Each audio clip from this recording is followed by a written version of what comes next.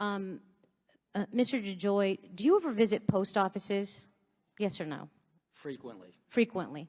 Have you ever visited any of the USPS International Service Centers? I have. Have you by any chance ever visited one in Carson, California? No, but I'm aware of it. Actually, I did visit Carson before it was an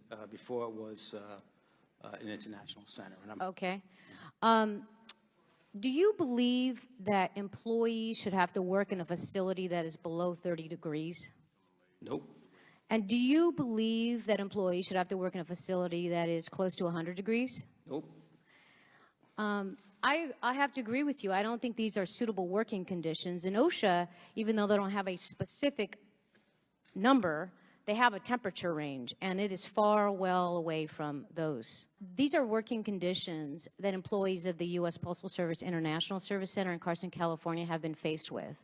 From December of 2022 through March of 2023, the employees were working in this facility that registered temperatures as low as 28 degrees when it was cold, and the building there was intended to be a warehouse, not really a processing center.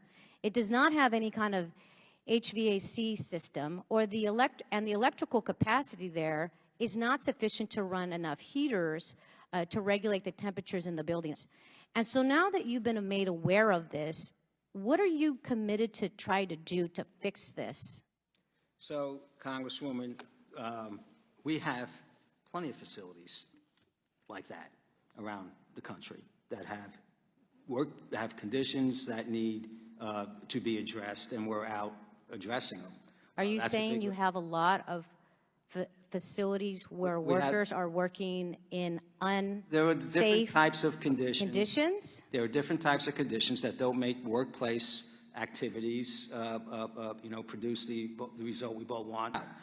And we, in that particular facility, it was part of a process where we leased it for a short term. We're getting out of the building. We're going to close that building down and consolidate it into our Los Angeles facility. But we have what we have, and when conditions happen and we have people working there and mail flowing, we're not always able to respond to these types of conditions the way we would like to. Well, that is the DeJoy, aggregation, that's the accumulation of 15 years worth of neglect that I can't fix in 2 years. Mr. DeJoy, first of all, it's not really 15 years of neglect. And I'll tell you why. Because this was a 5-year lease, so it hasn't been 15 years. And when they entered the lease, they should have said, hey, there needs to be safe working conditions here. And you basically have just said, hey, there's unsafe working conditions, and that is what it is. That should not be the response of our country to the men and the women who need to deliver and who do deliver for America.